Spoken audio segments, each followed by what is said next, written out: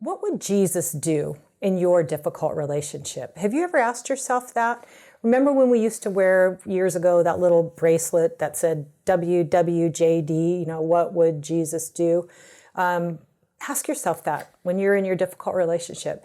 But I'm going to guess that you might have some misconceptions and some wrong ideas about what Jesus would do. And that's from my experience personally and from working with thousands of Christians in difficult relationships and seeing that they have some common misconceptions about who Jesus was and what he did.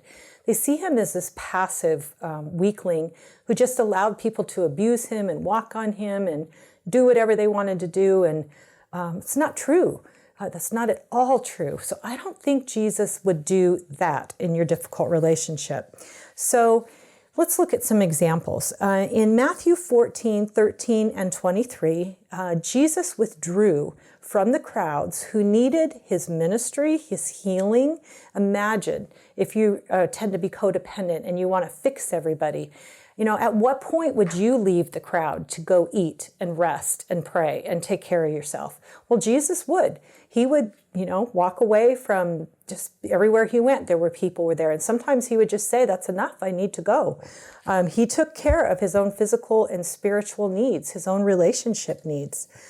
The next one is that Jesus withdrew when men were trying to hurt him, when it was not God's appointed time for him to die. And that's where we get messed up, because we think, Jesus came and he was abused on the cross and killed, and he allowed himself, he gave his life for other people, and that's what I need to do. Different situation.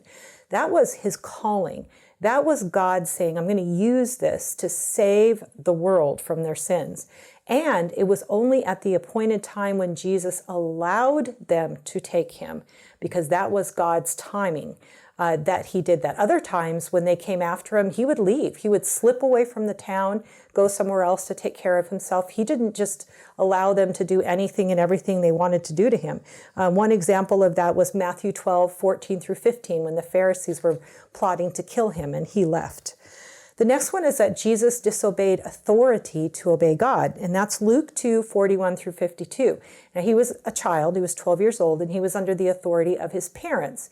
And he stayed behind in the temple when his parents left town, knowing that he was supposed to go with them. And when they realized he was gone, they came back and they said, what are you doing? And he said, I'm taking care of my father's business.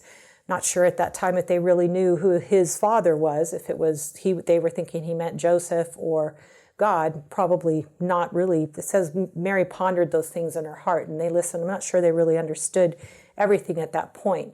So he disobeyed that authority of his parents to do what he was there for, which was to, do what God wanted him to do. The next one is Jesus confronted a man who slapped him. This was when he was before the high priest and slapped him in John 18, 22 through 23.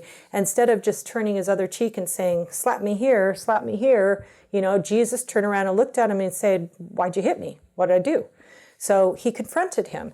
And so that is not passive. And that doesn't mean that no matter what anybody does to us, that we just say, okay, hit us again, hit me again, do this, take that. So Jesus confronted him.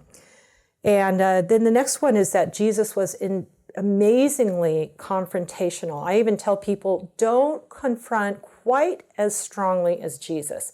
He did not mince words, whether it was the disciples, his followers, sinful people that he was confronting with their own sin, calling them to repentance, and the Pharisees. And in Matthew 23, 1 through 33, go read through that.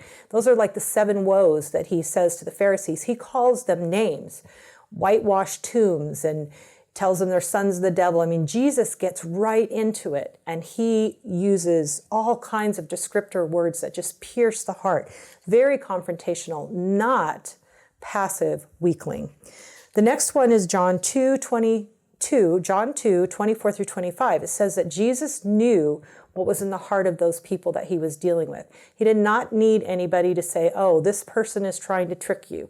This person is trying to, this Pharisee is asking you a tough question because he wants you to, perjure yourself or to say something that's confusing or not true that they can accuse you of.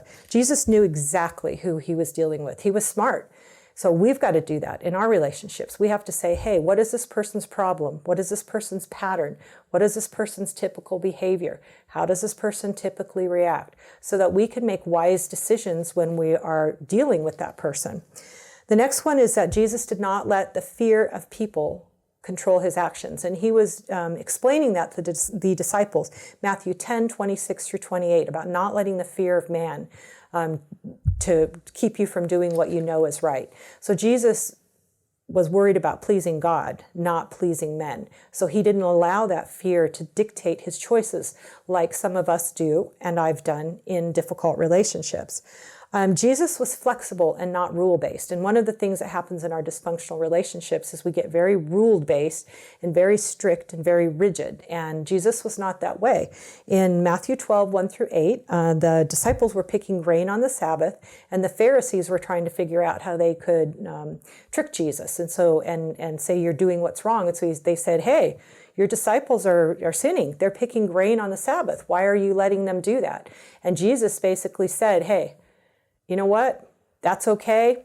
They're hungry. They need to eat. And I'm Lord of the Sabbath.